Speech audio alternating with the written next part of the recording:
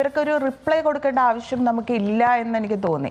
അപ്പോൾ പലരും നമ്മളെ വിളിച്ചപ്പോൾ ഞാൻ അത് തന്നെയാണ് പറഞ്ഞത്, എനിക്കതിൽ മറുപടി പറയാൻ താല്പര്യമില്ല. കാര്യം ഇപ്പോൾ തുടക്കത്തിൽ പറഞ്ഞതുപോലെ തന്നെ ഇത് ഒരു വട്ടമല്ല, രണ്ട് വട്ടമല്ല. അപ്പോൾ അത് അവർക്ക് എന്തോ ഒരു പ്രശ്നമുണ്ട്.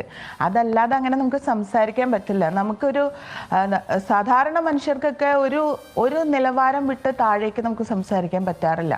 അപ്പോൾ അതുകൊണ്ട് അവരുടെ ഒരു രീതിയിൽ എനിക്ക് റിപ്ലൈ കൊടുക്കാൻ താല്പര്യമില്ലാത്തത് കൊണ്ട് അത് നമ്മൾ മൈൻഡ് ചെയ്യേണ്ട കാര്യമില്ല എന്ന രീതിയിൽ ഞാൻ വിട്ടതാണ്. പിന്നീട് അത് ന്യൂസ് ആവുന്നു, ഒരുപാട് പേര് നമുക്ക് വേണ്ടി സംസാരിക്കുന്നു. എന്നെ സംബന്ധിച്ച് ഞാൻ ഈ 2 ദിവസം വളരെ സന്തോഷത്തിൽ തന്നെയാണ്. കാര്യം എന്താ വെച്ചാൽ അങ്ങനെ അവസാനം സ്നേഹയുണ്ടെങ്കിൽ സത്യഭാമയ്ക്കുള്ള മറുപടിയായിട്ട് വന്നിരിക്കുകയാണ്. ലേറ്റസ്റ്റ് ആയിട്ട് ന്യൂസിന് കൊടുത്തുള്ളൊരു ഇൻ്റർവ്യൂവിൽ കൊടുത്തതിലാണ് ഇപ്പം നിങ്ങൾ പറഞ്ഞ് കേട്ടിട്ടുണ്ടായിരുന്നത്. അതിൽ മാന്യമായിട്ടാണ് സ്നേഹ പറഞ്ഞിട്ടുണ്ടായിരുന്നത്.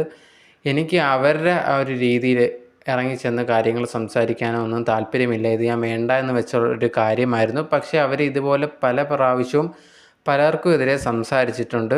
ഇത് ഞാൻ പോട്ടെ എന്ന് വിചാരിച്ചതാണ്. പിന്നെ എനിക്ക് ഇതുകൊണ്ട് വല്ല പ്രശ്നം ഉണ്ടായിട്ടുണ്ടോ എന്ന് ചോദിച്ചാൽ എനിക്കൊരു പ്രശ്നം ഉണ്ടായിട്ടില്ല.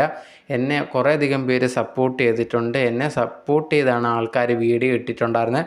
അതുകൊണ്ട് തന്നെ എനിക്ക് വളരെ സന്തോഷമായിട്ട് നല്ല രീതിയിൽ തന്നെയാണ് ഈ ഒരു 2 ദിവസം ഉണ്ടായിട്ടുണ്ടായിരുന്നത്.